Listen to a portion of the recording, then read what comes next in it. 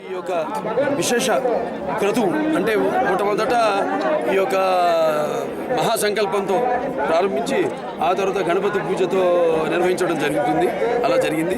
అలాగే ఈ యొక్క ఉత్తరవాహినిగా ప్రవహించే ఈ యొక్క కృష్ణమూర్తి మరి సాంప్రదాయబద్ధంగా మరి పసుపు కుంకుమలు, అలాగే చీర జాకెట్, అలాగే గాజులు అయితేనేవి, అద్దం దువ్వెన, పత్రి, అలాగే నవభరిత యొక్క నవసుగంధ భరితమైన ఈ సారెలు ఆవిడకి సమర్పించుకోవడంతో మొదలవుతుంది. అలాగే ఈ యొక్క ముఖ్యంగా ఇక మనకు నమ్మకం, మన శాస్త్రాలు చెబుతున్నాయి.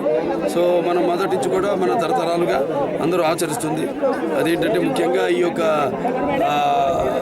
పుష్కర కాలంలో ఈ జరిగే 12 రోజుల్లో మన ముక్కోటి దేవతలు అయితేనేమి, లేకపోతే 3 కోట్ల నదులు అయితేనేమి, లేకపోతే దేవతలు, మహర్షులు, ఋషులు, అలాగే పితృదేవతలు అందరూ